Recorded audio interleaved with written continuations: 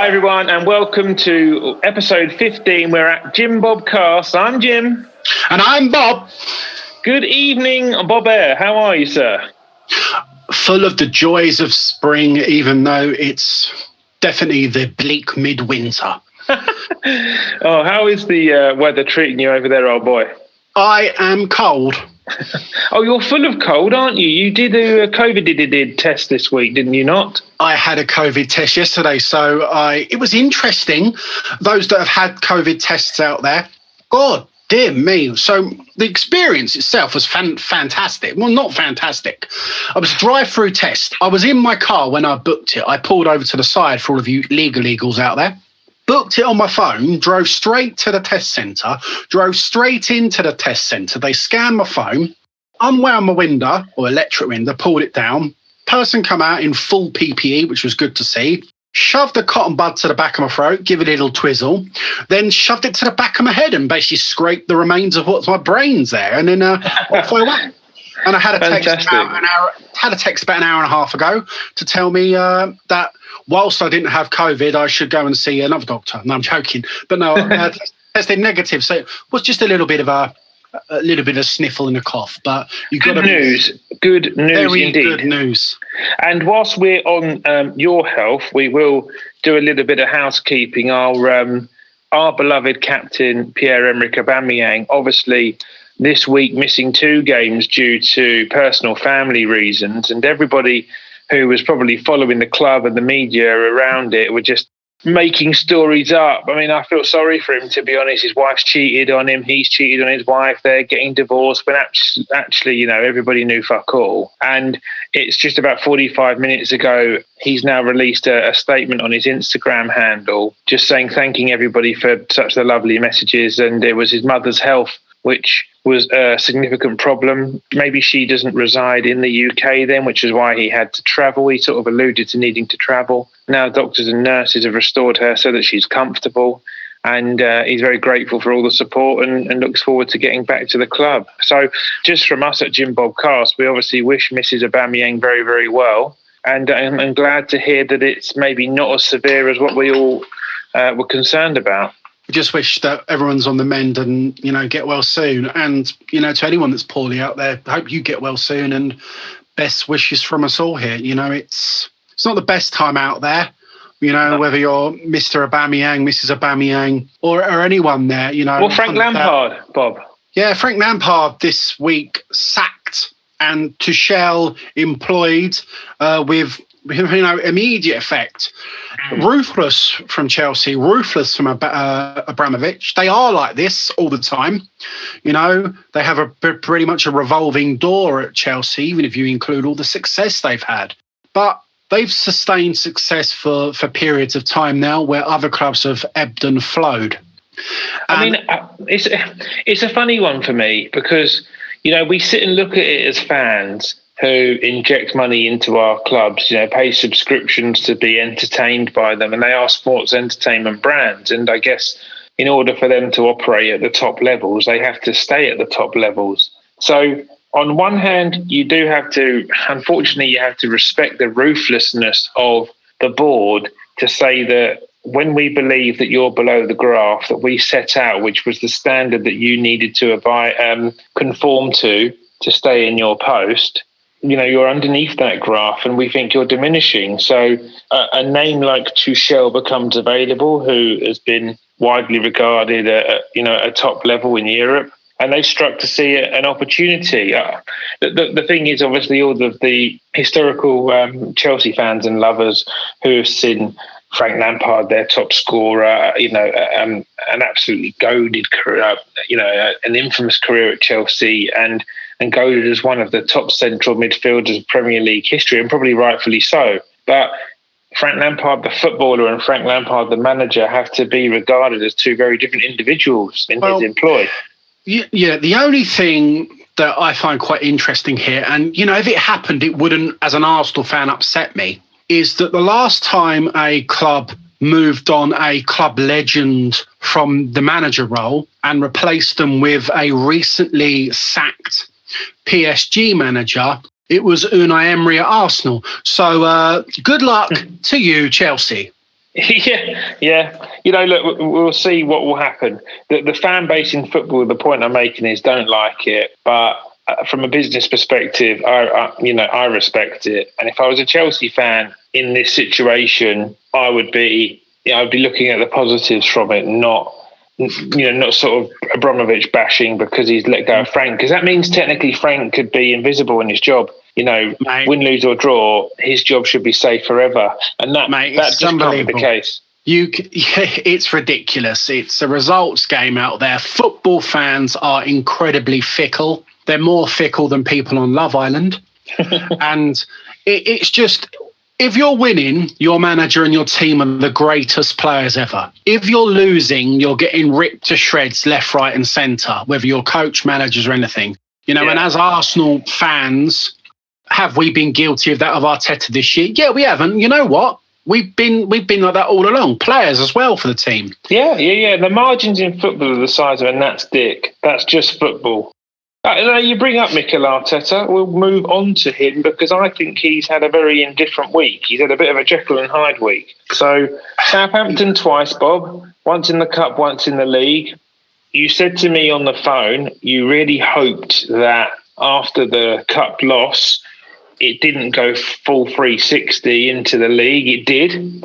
Let's analyse both games on their individual merits. So we get to Saturday. Aubameyang at this point is now released from the squad to return home and deal with what we now know is a mother health scare. We've also since found out that Partey and Tierney and Smith Rowe weren't fit for Saturday's game as well. Arteta said that. But that takes players from being rested to unable to play, which I think is a totally different aspect. Yeah, that does give him a little bit more grace, but then he's also had the opportunity to say that after the event, hasn't he? If they win that game, he might have.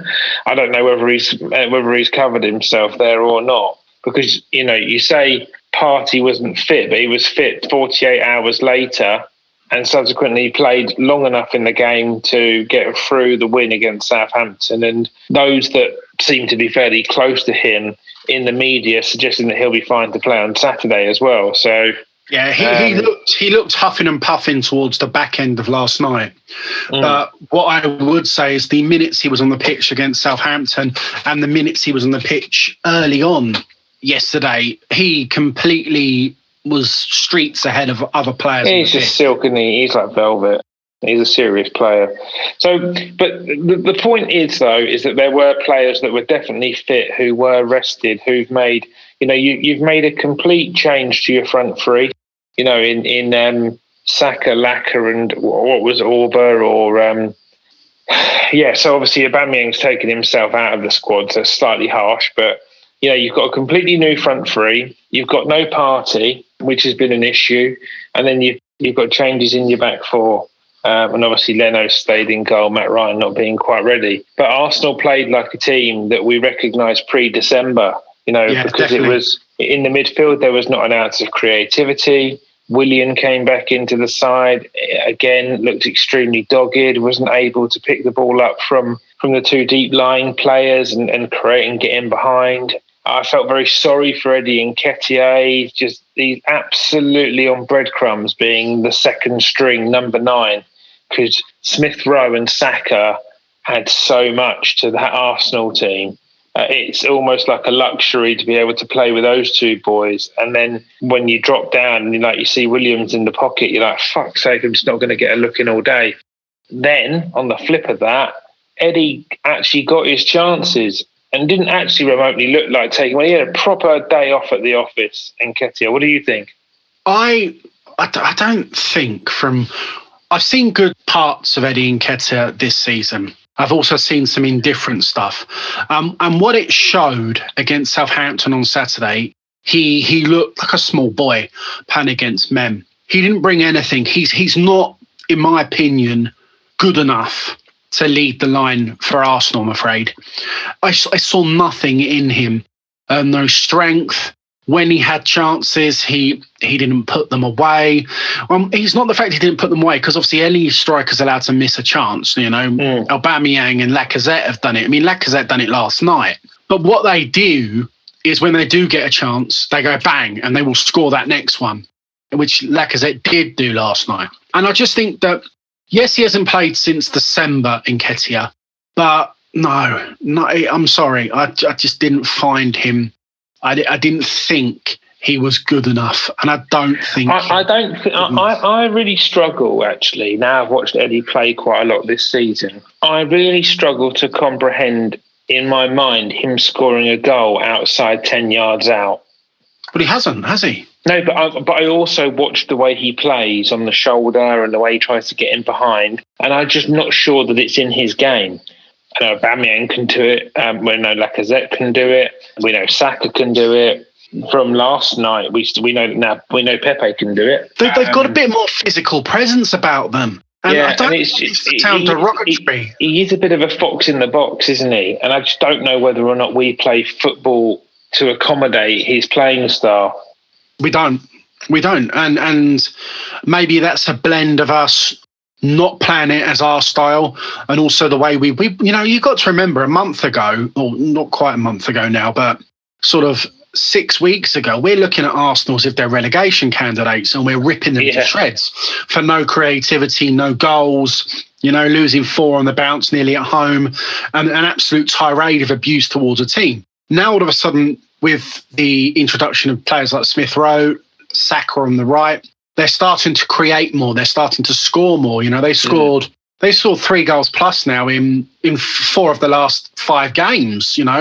Newcastle, Southampton, West Bromwich Albion, and Chelsea. It was only Crystal Palace and Brighton that they've not scored 3 goals or more, and that's a phenomenal change in Arsenal. Yeah, and if you and you have to mark that down to Lacazette's form as well, because he's obviously been massively in form for Arsenal in the turn of their form since Boxing Day, with just the goals he's scored, but also the goals he's contributed to.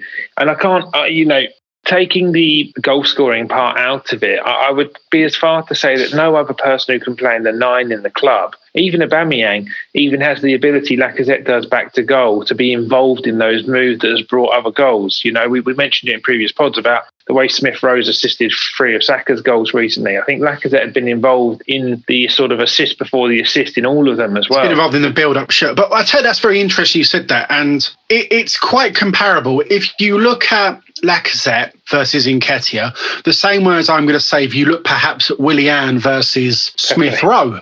Oh, right, okay. Smith Rowe. It's their movement off the ball that is creating the chances and opportunities for both them and others. Yeah. Lacazette's movement is more intelligent. He's more experienced. He's getting into different positions that are causing problems for opposition, whether he be scoring or not, whether he be assisting or not. And the same with Willian. He's drifting around the pitch like a headless chicken. Whereas if you look at Smith Rowe, he's looking at content. And watching Nketiah, I felt that he was just trying, I'm playing number 9. I have to stay in the number 9 position. I'm going to play on the shoulder of this. I'm going to stay here and I'll get a chance when I'll score. But no, that's not how it works now, pal. They're pressing our 10s and our 11s and our 7s really hard. So they're pushing us back. And they pressed really hard, Southampton, again. They do. And they did again last night. We just had a response for it because the technical aptitude and ability of the players on the pitch from the changes that he had made were that much better. And we'll get on to last night's game afterwards. There's a couple of other points I want to raise, Bob. Cedric had a fine game at right back against Newcastle. Arguably, a lot of people probably sort of saying, well, you don't need to pick Bellerin again now. Picks Bellerin. Bellerin again had quite an average game, I thought, and then plays Cedric at left back. And you really, really missed Kieran Tierney, didn't you? Yeah, I mean, this is an interesting point because, both Cedric and Bellerin were less than what you would expect from a footballer on Saturday. Both of them were much improved last night. Yeah. So Cedric, he went from having Martinelli in front of him to Saka in front of him at periods of time in that second half. On Saturday, or last night, he's had Pepe in front of him. But he's also got sort of Smith Rowe as opposed to Willian. You can see a trend here, can't you? Yeah. And I think he was under more pressure on Saturday. And he didn't play well at all Saturday. I thought that he definitely looked like a right-footed player playing left back. Last night, completely different. Stronger, better in attack, great ball for the Laca Saka goal. Yeah, class ball that. Yeah. And everything that he did was so much better last night.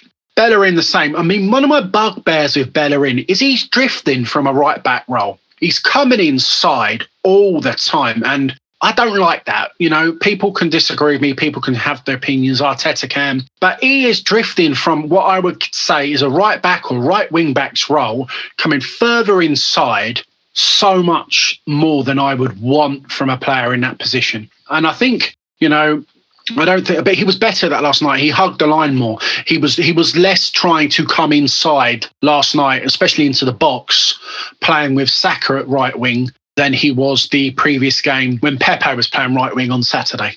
Martinelli played left wing.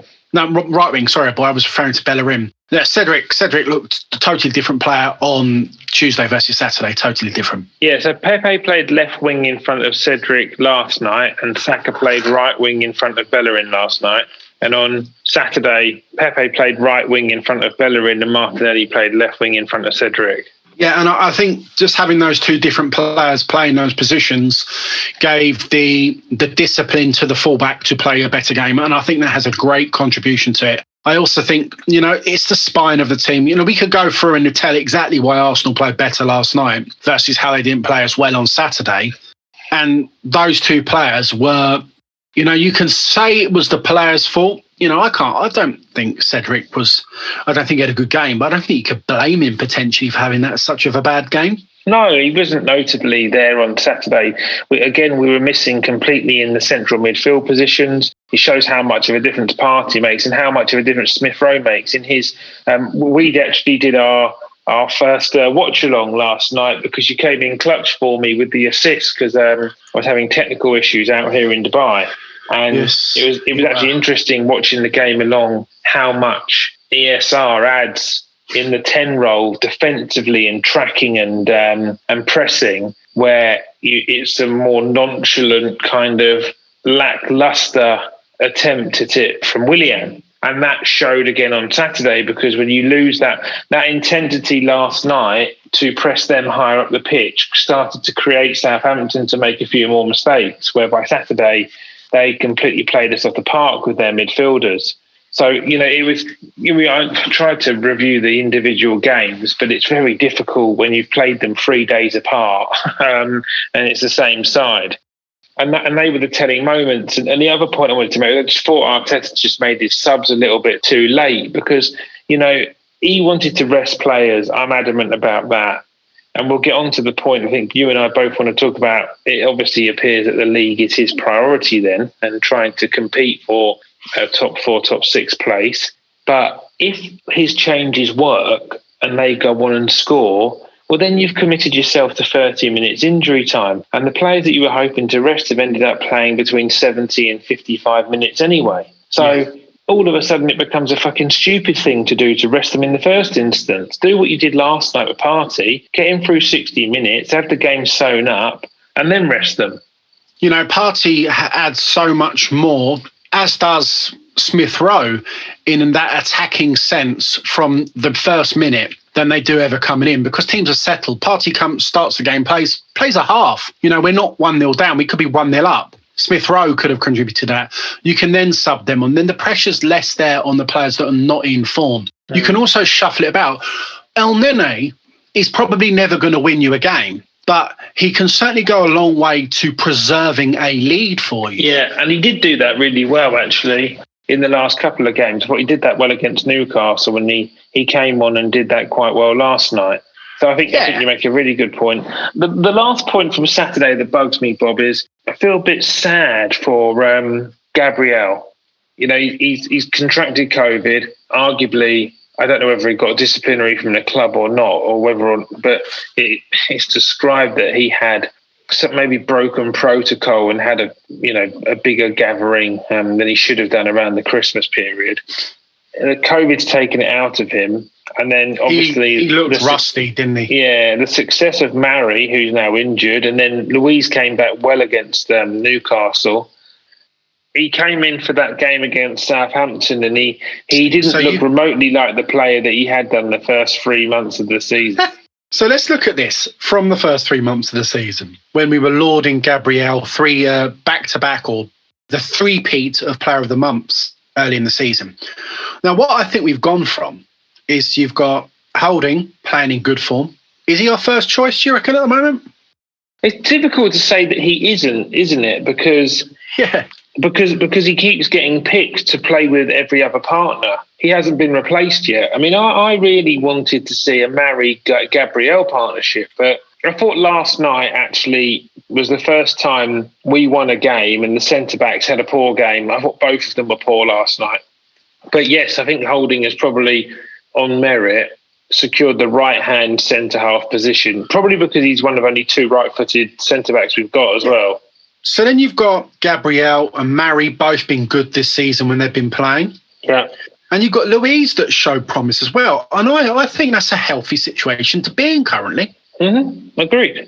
You know, I think it's a totally different aspect and where we've been probably since the days when we had Keown and Sol Campbell and Kolo Touré and Big Tone at the back. You know, it's probably the first time I've actually looked around and got four centre-backs that can all get a game in. And it also could well mean, and I am praying that this happens, that we can get rid of that fuck Mustafi. Cancelling his contract would be a great moment for me. Yeah, I agree. Yeah. I'm in absolute agreement with it. But I think his father has come out and said, I think we'll take the money till the end of the season. But you see, no one goes after him, Bob. And this, I still can't not talk about Erdal, even though he is now officially a Fenerbahce player. That, you know, Mustafi's father is shithousing Arsenal in every single transfer window. And he seems to go under the radar that he's still nicking $100,000. And this is going to bring me on to my point about how money bemuses fan bases' mindsets on individuals, because Mustafi would just sit there and outright refusing every other offer of employment because he wants his $100,000 a week. And I don't doubt that he's had multiple offers from clubs with acceptable transfer fees, but the salary's at 65, 70K. And, you know, it's a £1.5 million a year pay cut. And that might just be what in his wages he actually gives to his father. You know, you don't know with all these things, but I wouldn't be shocked whatsoever if I read that. And his dad just keeps coming out saying, no, we will leave when our contract's up, but we will continue to get our contract and nothing less.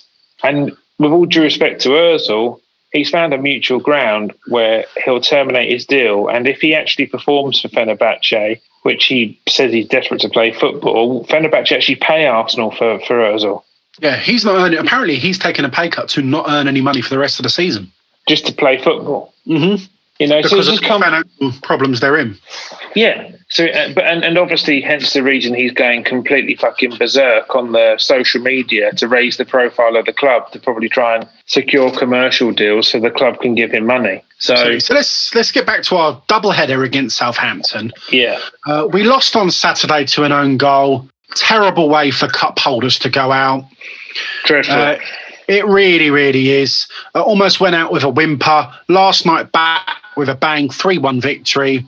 Obviously, if players were injured, you can't play them. I would have liked to have seen better substitutions. Maybe I would have played Laca and Saka on Saturday, knowing that, you know, Aubameyang wasn't in the team. I don't know. On the whole, though, there was some good performances, some bad performances. Pepe's had a real Jekyll and Hyde over the two games, personally. One of the key things is I think he looks much better when he's playing with Lacazette. Well, I don't actually think he was as bad on Saturday as people said. I think he created something like 4 or 5 clear-cut chances on Saturday. And again, they just weren't taken. He created a fine opportunity for Martinelli from a dead ball. Yes. And he created a couple of good chances in the second half, like you say, when Lacazette came onto the pitch. But he was praised for his performance by the manager on Saturday and said he showed me enough that I should continue to use him. And then subsequently he got his chance on Tuesday. I think people blaming him for the Southampton's goal last night is completely fucking blown my mind. I mean, like you referred to it at the time, and you probably refer to it now as it's a complete training ground exercise. James Ward-Prowse is a dead ball expert. But Armstrong's just made phenomenal contact with it. Don't get me wrong, Pepe has taken a step back. If he's doing it, Arsenal do mark zonal, so that might have been his job. And then the guys... The guy's caught it on the run, and then he's hit a shot which at the moment is beating one of the most informed goalkeepers in Europe, in my opinion. Leno is that good at the moment, and he can't stop it. So you just have to fucking respect the fact it was a really well-worked goal. Yeah, the goal it's a well-worked goal. And they would have never have had a chance from a corner if fucking Lacazette would have scored 45 seconds earlier. You know, that's the fucking Natstick of football margins, as we referred to earlier. So yeah, you can't be blaming Pepe for that. It is a training ground goal. If you go back to the 90s when you got Paul Scholes volleying in from the edge of the box after Beckham crossing it out there, no one said where was the fucking defender. They said what a goal. Yeah. You know, it's not Paul Scholes, it's not Beckham, but they've played that from the training ground into the match. The reason why Pepe was nowhere near him is because that's where he was meant to not be. If they hadn't have executed that like they're meant to, Pepe would have blocked it. Well, if Pepe gets touched tight to that guy, because you can't say that he's that far out of position that he should header the ball, because the bloke hits it on the half volley. So the header is 10 yards short of that position. You can't expect him to cover 10 yards.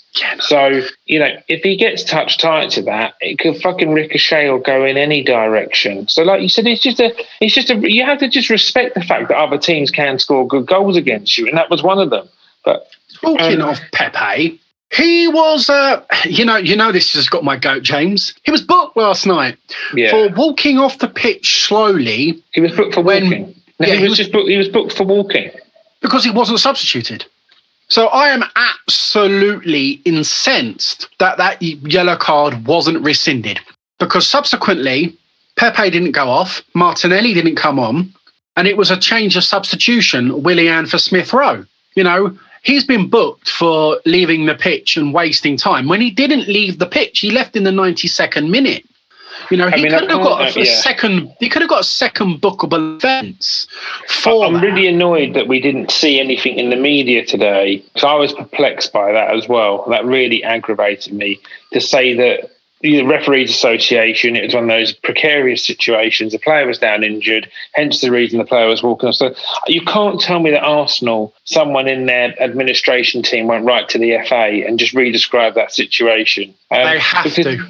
You know, because what if that's maybe his 4th or 5th booking and that's not overturned? What if he hits a really good run of form now and triggers the yellow cards at a point where all of a sudden he misses a North London derby or something like that? Very true. On another evening, the yellow card that shouldn't have been would mean that he'd be able to play in that game.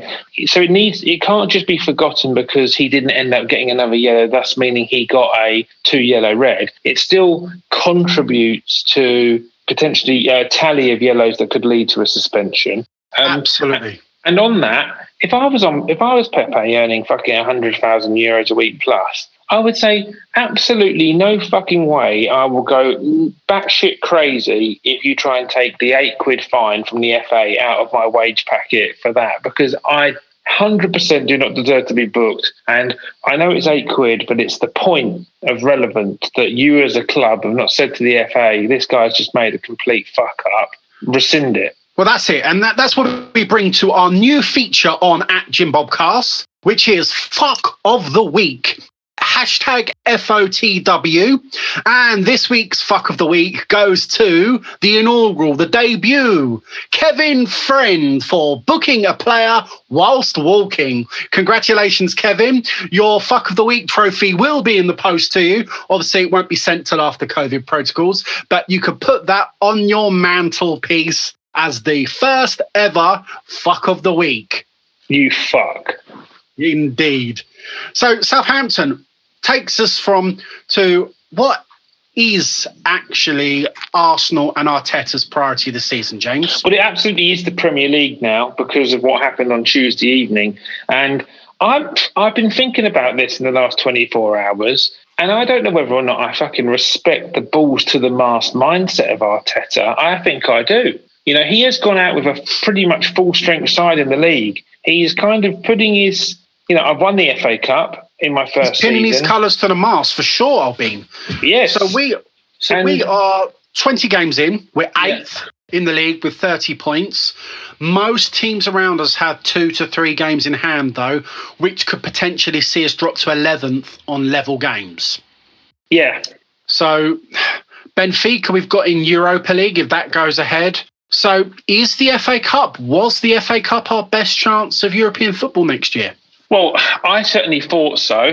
And obviously our best chance of Champions League's always going to be winning the Europa League this season because of what we had done in the league to the point to Boxing Day. Obviously our league form now is only bettered by Manchester City, I think, since Boxing Day. But at the same token, a top 6 finish isn't off the cards. It's a bizarre season. No teams have really done anything in the transfer window. It's the quietest transfer window I can remember in many, many a time.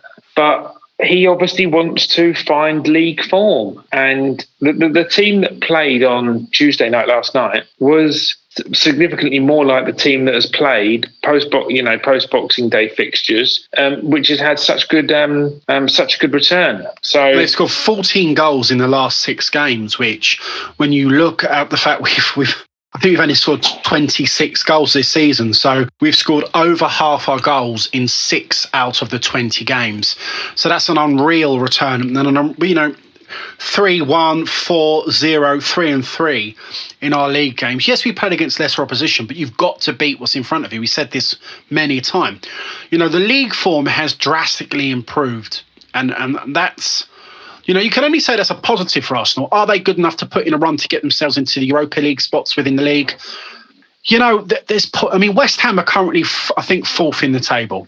Yeah, West Ham have had a perfect record this season. This year they haven't lost, I believe, in 2021. So West Ham are in 5-4, but West Ham are 4th. Now, you have to believe that their form will drop away, and then that they drop away, then that means there's another space above us. So it's tight up the top. It really is tight, other than who I think Manchester City, who I think will now run away with the league now. I think they're in fine form. I think they'll be pushed by United, and Liverpool have come 3rd, which is interesting. We haven't done a top 4 for a while. Maybe we should do one now, James. And I just think it's one of the most open and weird and interesting leagues, certainly at the top of the table, that I've ever come across.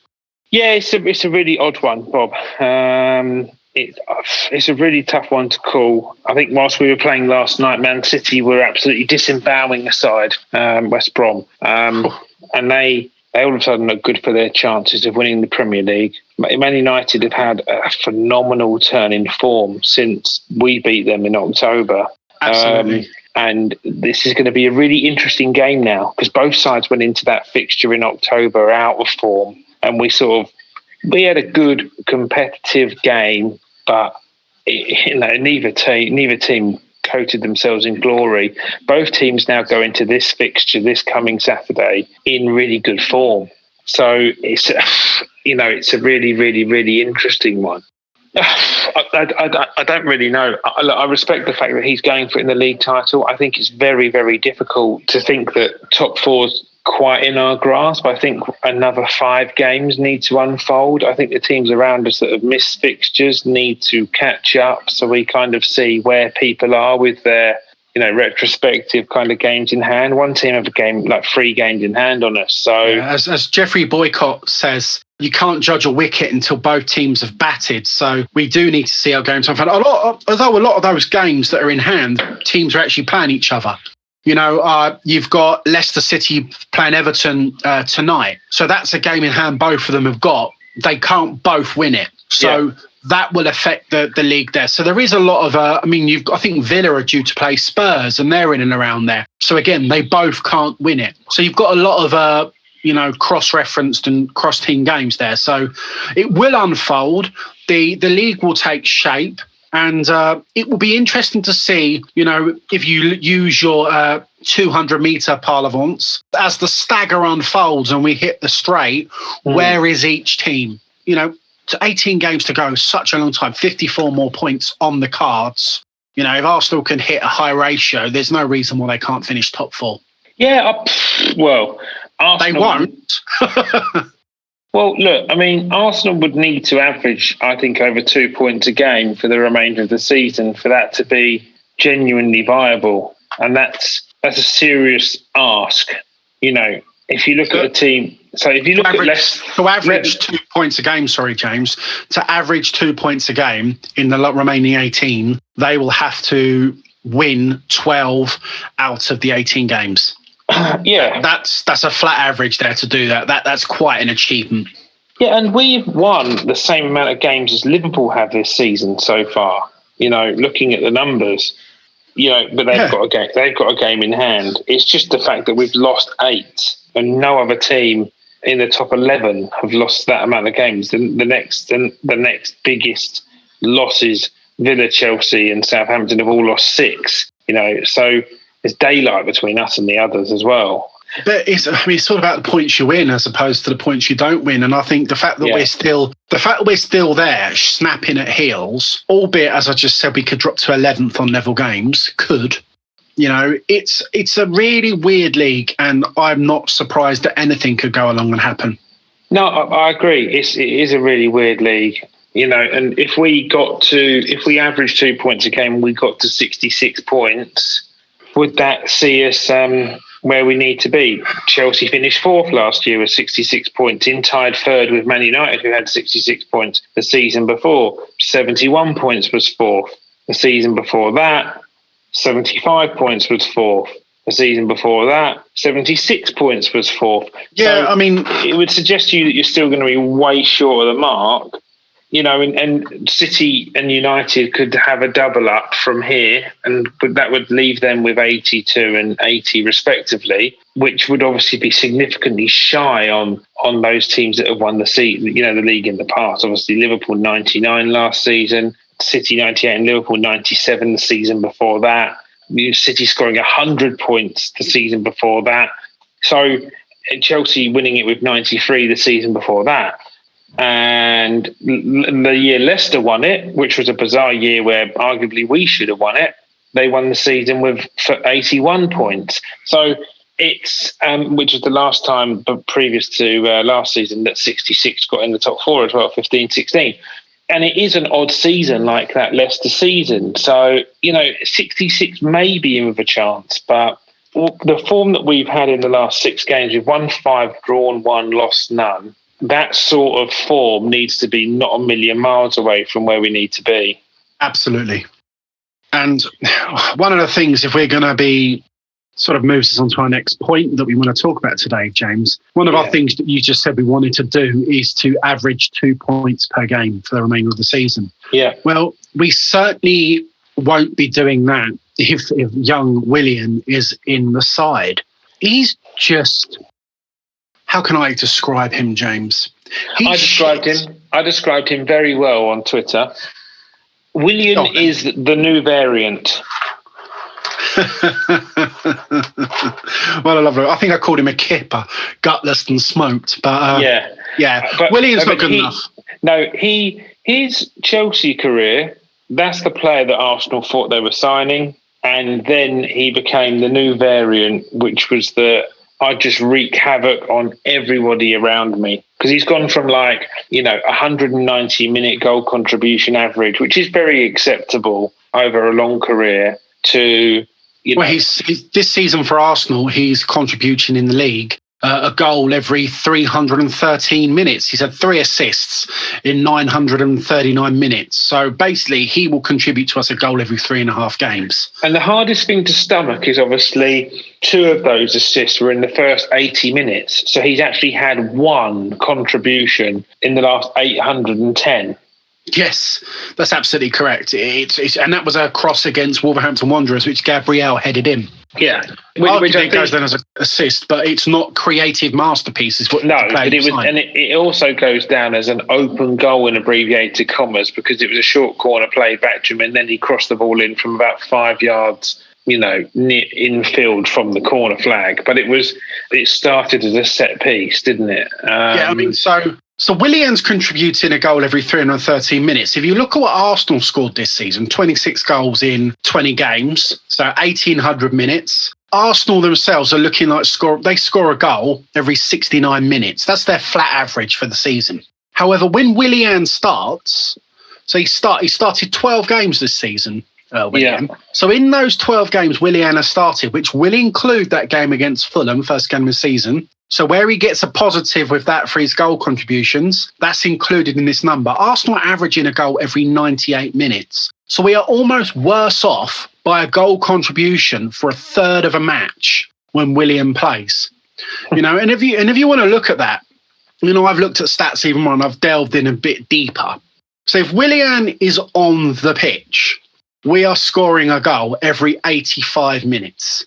If Willian is off the pitch, Arsenal are scoring a goal every 57 minutes. Fucking hell. There's 28 minutes difference. Yeah. Let's have a look at that if we look over a season. So if you base that over a season, and obviously this is us just using numbers and multiplying them, so it's not real. Based on his goal contributions and everything this season, with Willian on the pitch, if he played every minute of every game, we would expect to score 40 goals a season. If he didn't play, we would expect to score nearly 60 goals. So again, it's 33% more goals by not playing that creative midfielder in the team. The effect he has on shots on target as well. With him in the team, you're looking at, an average of about 10 shots a game. Sorry, not on target, just shots. An average of 10 shots a game. Without him in the team, we've got around about 14 shots on target, shots a game, which is ridiculous. The points per game, with Willian starting, we average 1.1 point a game. With Willian not starting, so that's not in the team altogether as a substitute, it's 2.1 a game, so a full point more. In fact, James, our points per game ratio this season, when Willian doesn't start, is 2.125. So there's your 2 points a game that you were just talking about, which is phenomenal. Mad. Yeah, it is. And that's really, really, really mad, to be fair. And it didn't stop there. If you go back to something we talked about earlier in the season about if you're scoring, the other team can't. Our goals against with Willian in the team are absolutely, it's unbelievable. With Willian on the pitch, in his 939 minutes he's played, we have conceded 13 goals. In the 861 minutes he hasn't been on the pitch for us, we have conceded 7. So we have a goal against with Willian on the pitch of a goal every 72 minutes. With Willian not on the pitch, we concede a goal every 123. So let's look at what we score. That is a goal conceded every 85. A goal score every 85. We are conceding more goals than we're scoring Willian. We'll have a negative goal difference with him. Our 30. We look at having with Willian in the team letting in 47 goals, and we look at having him with him not in the team scoring 27 goals. So it's a positive goal difference of 32 goals without Willian, or it's a negative goal difference of -7 with Willian, which is just ridiculous. That really is quite. It's scary, isn't it? Yeah, it is. But then it's been really noticeable to match those statistics to his performances because people just don't understand what he's trying to achieve. I found it funny last night when we scored our third goal because he picks the ball up, kind of going nowhere a little bit, absolutely smokes it at Cedric. Smashes it at him. Somehow Cedric manages to settle the ball in a very, very kind of casual manner and then hits this great crossfield ping and all of a sudden Saka's in, Laca's in, bang. But I kept trying to bring you back to it, didn't I? I said, rewind, watch that pass. It's dreadful, What makes that even worse, that pass, is Cedric's a right back playing left back, so it's not even like he was hit against the foot potentially. That's his natural foot. Yeah, and obviously in a different circumstance, a team like Southampton who pay the press on the counter, if he can't get that under control, which would almost be totally acceptable, they can counter you on a 3-on-3 and it's 2-2. Yeah, absolutely.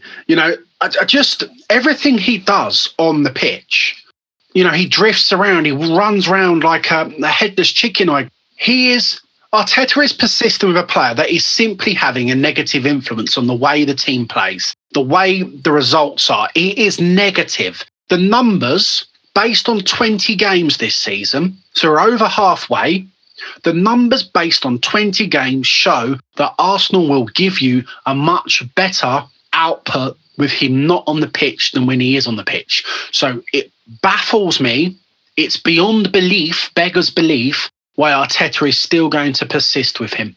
It really does.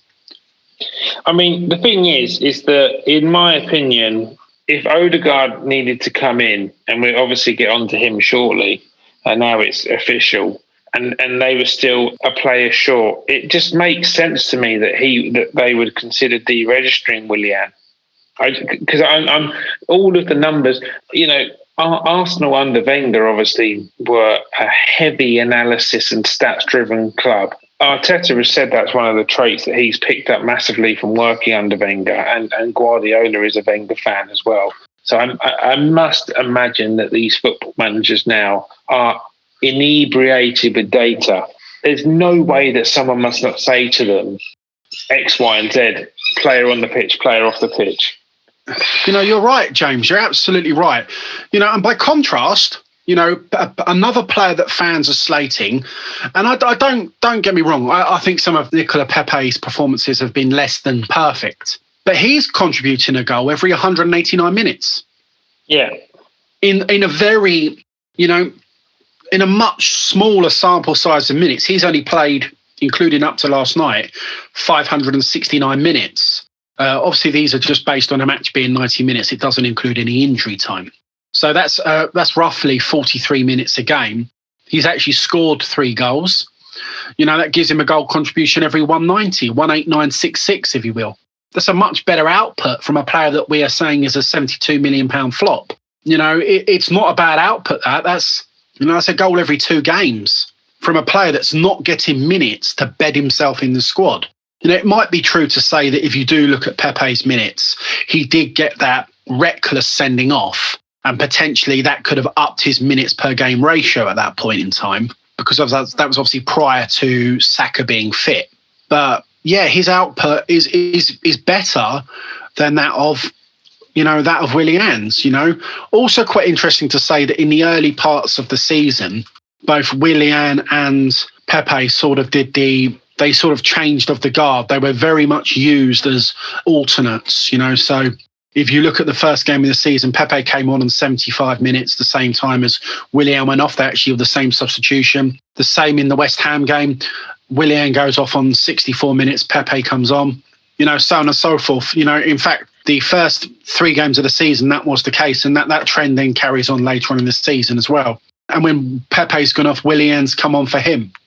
So I would say both players are not delivering what they should do, but it does now seem that with the emergence of Emile Smith-Rowe, the brilliance that is of Bukayo Saka, and now what we've got with Lacazette playing in a better number 9, having Pepe as a bit part player, it's a 72 million bit part player, don't get me wrong, but having him there, he looked good last night. He looked good last night in what he played, and he looks leagues ahead of Willian. For me, the time's come for Willian. I'd still like to see Pepe have a chance. I really would.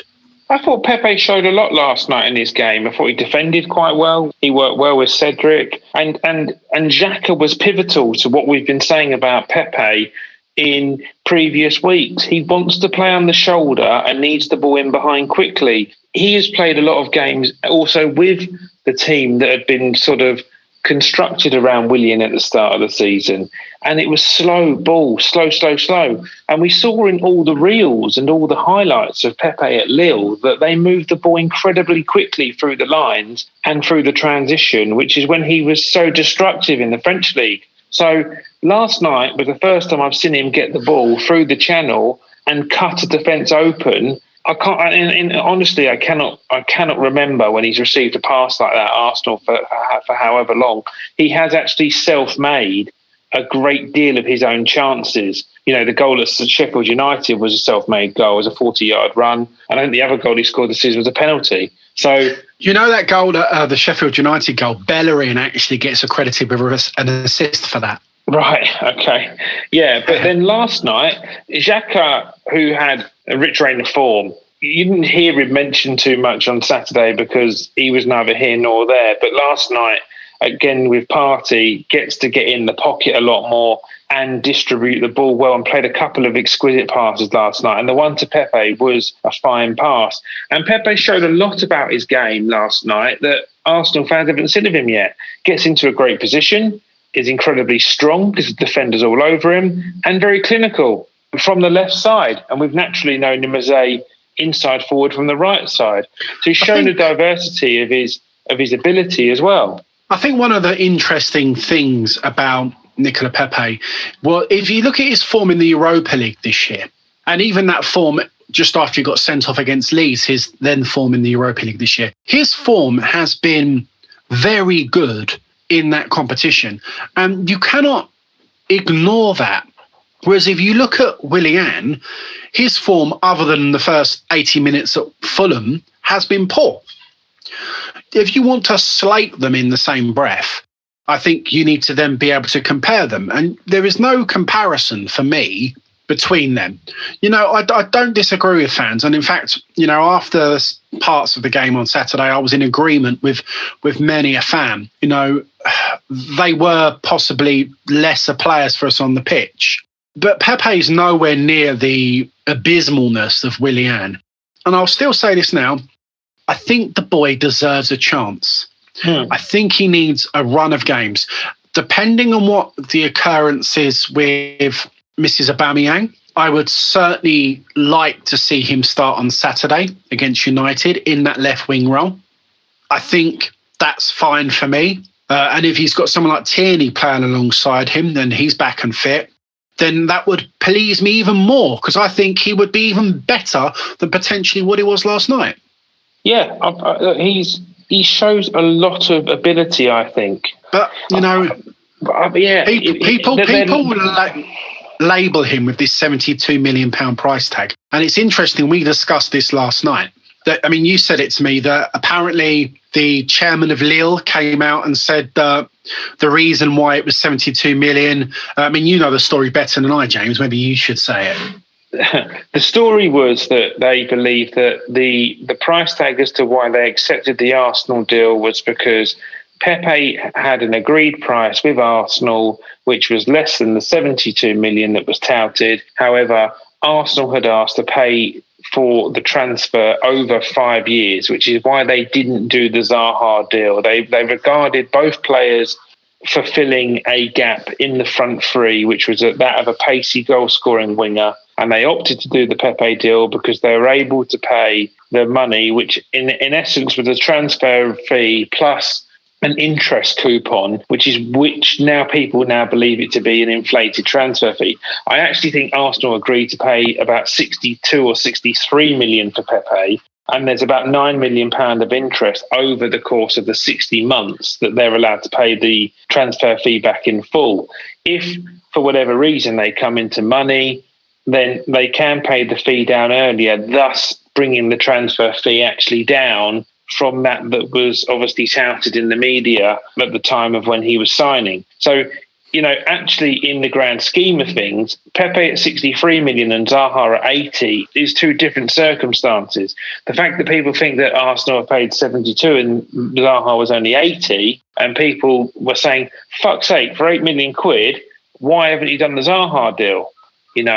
But it's not the case of 8 million quid. That 80 million quid needs to be paid down within 3 windows. You get 18 months under English FA regulations from a Premier League club to another Premier League club. So you'd have to part with something like 25 million per window to have the Zaha deal paid off, where I think actually at the moment they're paying something like 8 million a window for 5 years. Yeah, it's a totally different deal. And that's interesting. What do you think his current resale value might be? Nicolas Pepe? Yeah, what would you sell him for? 50 million euros. Yeah, I think you'd probably do well to get that at the moment just because of the market. But yeah. I don't think he is, he's still young. I think people think he's older than he is. He's 24. So he hasn't quite hit his peak. I still think there's a lot of footballer in him. He's got 25 goal contributions in a season and a half at Arsenal in all competitions, which isn't dreadful. So, yeah, I think there's just a lot more to come from him. He's played for 3 managers now already in his year and a half. But the time is there now for him to make the Saka-esque step up, and the team are in the right kind of form now for him to do so. Last night was, I think, actually Saturday as well, in the second half, when the right changes were made, he upped his game notably, and then I thought he was good last night as well. So that's a good point. I think it's very harsh to blame one player's, to sort of label a player a £72 million flop when the player has came into the side possibly in the last 80, 90 years, the worst run of form and the worst performances the club has ever had. You know, under Emery, Ljungberg and Arteta, the last 2 years, nearly 2.5 years now, Arsenal have not been playing great football. They've been playing some quite mediocre football. He had, in his first season at Arsenal, which was not a season really that anyone attached to the football club wants to hold themselves or hang themselves in glory. He had a goal contribution every 153 minutes in his first season at Arsenal. You've got to remember, that's also that COVID interrupted season. So yeah. What would have a consistent run of form and a consistent run of games the back end of last season done? People forget how well he played in the FA Cup final. And semi-final. Yeah, he was superb in both games. But let's not slate that boy just yet. No, I think he's got a little bit more credit in the bank, and I think the fact that people are putting him in a bucket with Willian is out of line. You know, he still managed to keep his numbers where they are. You've still got to get through if you want to win a cup competition, you have to win every game. He has been integral in the team that has played in the Europa League to this point. You can only beat what's in front of you. You know, he's got 6 goal contributions in 6 games in the Europa League. That form and that team needed to get involved in the Premier League side. A lot of the players that were playing and finding form in that team are now playing in the first team. Smith Rowe, Lacazette obviously went back there, Saka notably. So, you know, it's now time for him to now get on a run with those players. I think Partey makes a massive difference to Pepe's game because, one, he unlocks Xhaka, who's a good distributor when he gets time on the ball. And secondly, Partey himself is a phenomenal distributor of the ball, and he gets it out of his feet quickly. And Pepe thrives on quick ball. Yeah, and teams do play deep, but if you've got teams that can distribute the ball quickly from deep positions, now like Partey, Xhaka, Cedric even can, you know, he can get in behind, and that's where he will be clinical. Yes, and he could be even better because obviously the big news today, moving on to our transfer window, is the loan signing of Martin Ødegaard, I believe it's pronounced. You can call me Martin Ødegaard. Yeah. That's right. James, now you've been quite vocal about this, I would say, to say the least. Yeah. So I'm actually not too upset about this deal. I think at this stage in time, I think this could potentially be a very good deal for Arsenal Football Club. Salary-wise, he fits nicely into financial deals here. I think he could be quite a good player. You know, yes, his numbers aren't great. You know, we've just slated Willian for having poor numbers. But at the same time, we've also sort of given Pepe slightly more favourable circumstances because he's got like reasonable numbers. It's about this player. This player, I think Ødegaard will add something to Arsenal Football Club this season. And I think the fact he's in contention to start pretty much ASAP is another good thing. I was worried when I saw about quarantines and match fitnesses and things like that. We could have another Kallstrom on our hands, but I don't think that's the case. Right. Okay. Fine lines again. Yeah. My point on Ødegaard. He has played less than 500 minutes of football in this season, which is nothing. So he just cannot be entirely match sharp. Statistically, you are marked on your merit as a player in the final third based on how you contribute to games. And he has had one good season in 5.5 so far as a professional in a top flight division, which is no disrespect to the Eredivisie, where he's got some really, really resounding numbers. It's the fan base more so than Arsenal that have annoyed me with this signing. People think that we're signing an elite player. And he's in the similar age bracket to Saka and Smith Rowe, both of them actually younger than him, and has got no form in comparison to what those two have done in a top flight league, and people are talking about him like we've got an absolute steal. They should give him the number 10. I only hope that we can buy him in the summer. He hasn't fucking kicked the ball yet. That's a very interesting thing. So we're getting, we're getting very excited over a loan signing from Real Madrid. Our loan signing from Real Madrid is a young Norwegian that's played not very many minutes, whereas that lot down the road managed to achieve a loan signing of a player that's won, 3-4 Champions League titles, goals galore in Gareth Bale. The monetary situation is totally different. And has got a history with the club he's returning to, which is exemplary as well. So Ødegaard did have a trial. And on that note, Bale did his little bit of media and came back to the club and has been told by Mourinho, if you're not good enough, you won't play, even though we've parted with the money for you. And that was that. And our fan base is going batshit crazy about a guy who probably cleaned Bale's boots for a couple of seasons.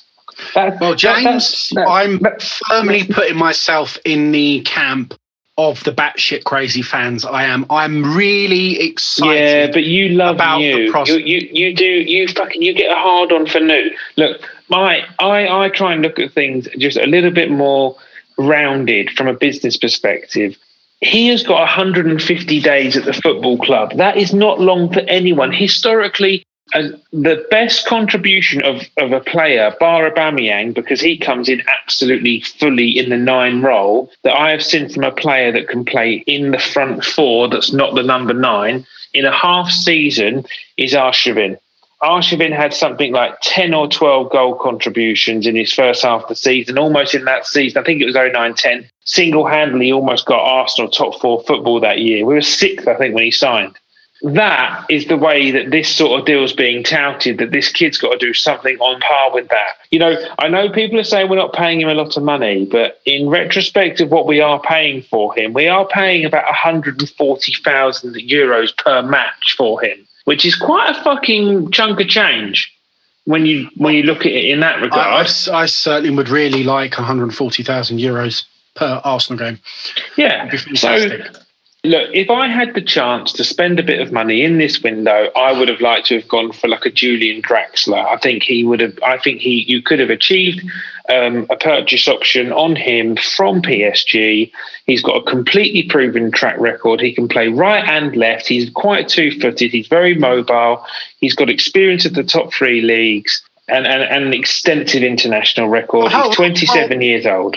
Hold thy beans, James. Hold thy beans. Obviously, there's been a lot coming out in recent days about potential swap him for Guendouzi. I mean, that, if all of a sudden... But I don't think they can do that deal now, Bob, because Ødegaard has somehow got himself registered in the Arsenal squad. He will be an overseas player. You look at the players that we've moved on so far in the window. Surely we can fuck off the fuck. Yeah, but I don't know how. You've got to terminate his contract then. It's just another cost. Saliba was unregistered, Socrates was unregistered, Ozil was unregistered, and then on top of that... Willian? Then you'd have to unregister Willian and pay him fucking £150,000 a week to fund himself. So look, he's doing that at the moment, and he's on the pitch, making our time worse. So if he's going to thumb himself and earn the same amount of money on not being on the pitch, I'm all for that. Get the players on the pitch that are going to play well, going to make Arsenal play better, win games, because that's what puts a smile on every single fan's face. This is the ruthlessness that we spoke about Chelsea earlier.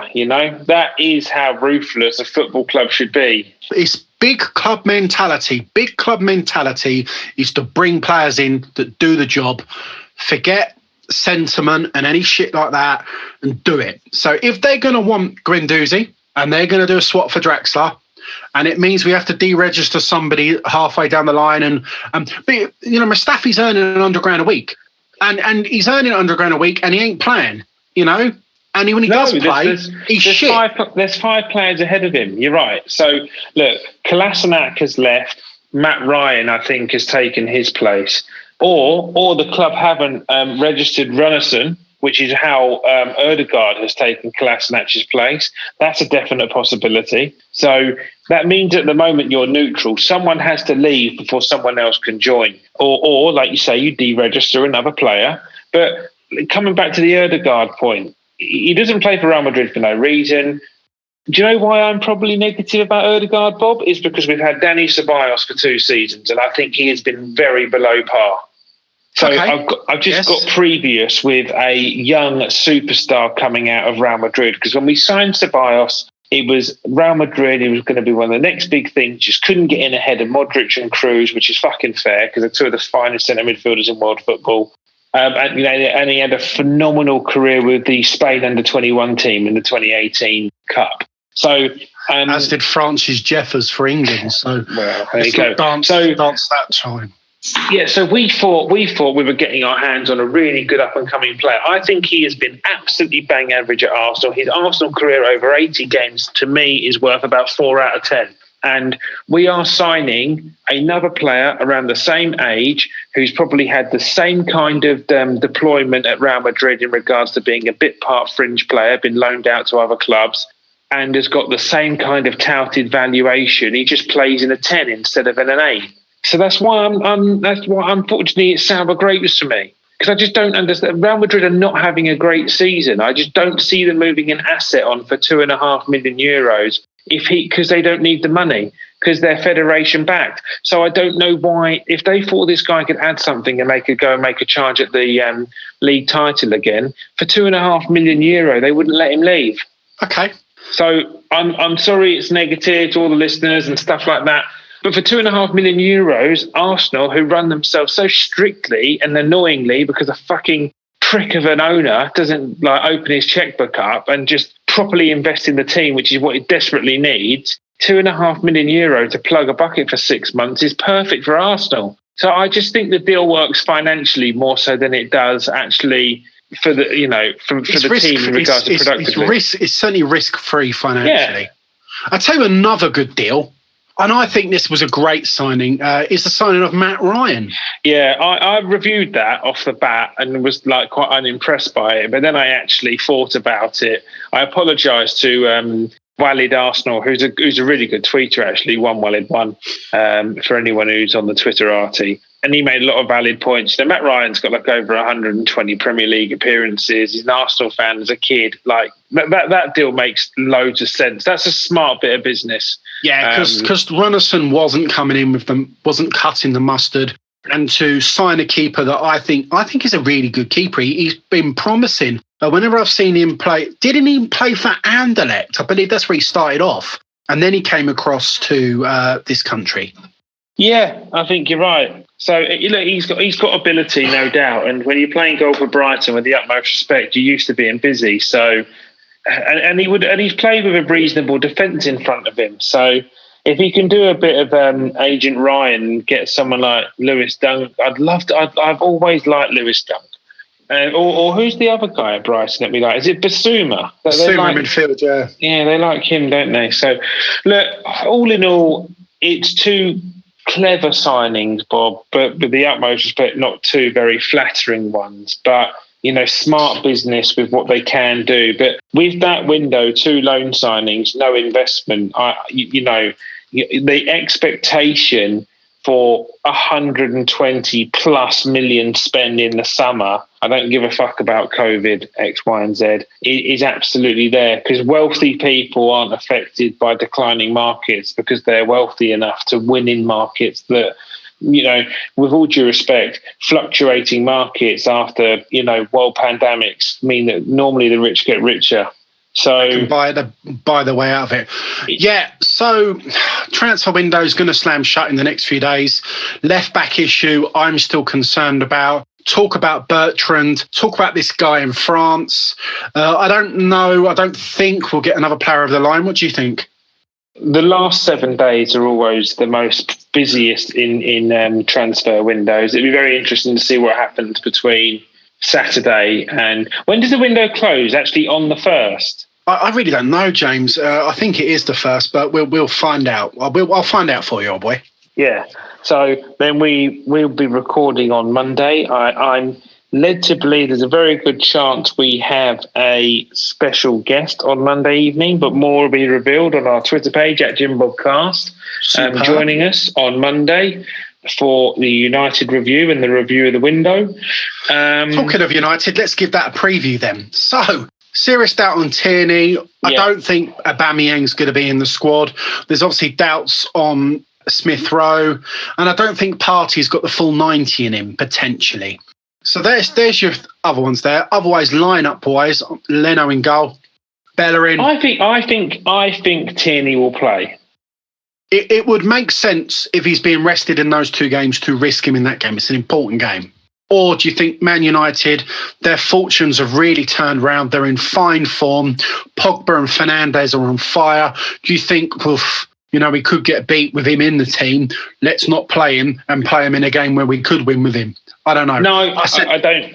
I don't think that. I think that if Arteta is focusing on the league, they are a team that he has to take points out of if he wants to finish in the top half of the league. So if Tierney is in any which way fit, then he needs to play. So we've got Wolves on the 2nd of February, which is the Tuesday. Yeah. But then you could rotate then and play Cedric at left back against Wolves. Then you got Villa on the 6th. Then because obviously our indiscretions in the FA Cup, we've then got an 8-day gap between Villa and Leeds, which is probably going to do us a favour here. So okay then. I'll give you my lineup with Tierney. Yeah. So I'm going to go Cedric, Holding, Gabriel, Tierney, Partey, Xhaka, Ødegaard, Saka, Laca, Pepe. Okay. Yeah, mine will be Leno, Cedric, Holding, Louise, Tierney, Xhaka, Partey, Smith Rowe, Saka, Laca, Pepe. I've not picked Smith Rowe because I'm not sure on his fitness. No, you haven't. It's because Ødegaard knew and you want to fucking... No, it's not. It's because he's doubt on his fitness. Otherwise, I am going to start Smith Rowe and bring up to You want to see the new boy rock it up against the Red Devils. It's all good. Bob, what's the score going to be in your mind? Shit me. I'll say as far as this, I think first goal wins. So first goal wins. Arsenal score first. Arsenal will win 2-1. Manchester United score first. They will win 3-1. So first goal. So it's either going to be 2-1 Arsenal, 3-1 United. First goal wins. That's Who will score Arsenal's goal?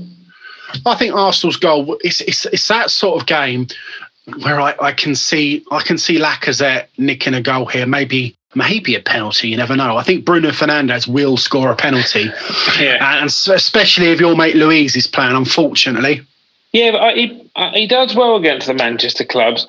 Look, he had some rusty moments last night. He had a fine game against Newcastle. And it was just last night he had a poor game, but we won. So, but I was more concerned about Gabriel's game.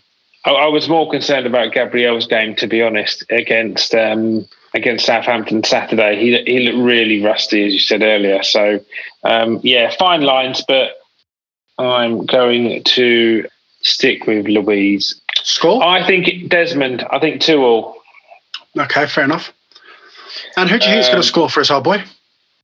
I think he is sneakily finding some form, and he has scored against them before. So I'm going to stick with the man, Nicola Pepe. Very good. Now, I think United is going to be a big game for us. It's at home, 5:30 kickoff on Saturday night. It's going to be a tough game. United are in fine form. Pogba and Fernandes, brilliant at the moment. I mean, Fernandes is one of the what a player. His numbers since signing for Man United are absolutely world class. Mm-hmm. Their fortunes have changed, but it's interesting. Going back to one of the points we made at the top of the cast was about Lampard. They stuck with him. They stuck with Solskjaer at United, and he's joint top of the league near enough, challenging this season for a league title. They signed the right players. They're starting to develop. They do still look suspect at the back, though. They do look suspect at the back. Yeah, exactly. So I think we'll score goals. So We'll see, old Bean. But look, look forward to reviewing that one with you. Look forward to watching that game. I am optimistic. Mikel is starting to move things in the right direction. I just think that United have properly got goals in them, and they've properly got the run of the referees in this league this season, whereby I think we really don't. So that will be tough. It'll be nice to see Ødegaard play some kind of minutes. Congratulations to Kevin Friend again for fuck of the week. Yes, well done, mate. I wonder who next week's fuck of the week's going to be. I don't know. I look forward to it because it's your little spin-off from the show, and I bloody enjoy it. So hashtag fuck of the week. Yeah, well, FOTW. Yeah, let's keep it clean for the hashings. But all right, old Bean. Well, look, episode 15 wrapped up. I'm always Jim. You're always Bob, and I'll catch you soon. Goodbye from me. See you, chaps. Bye-bye.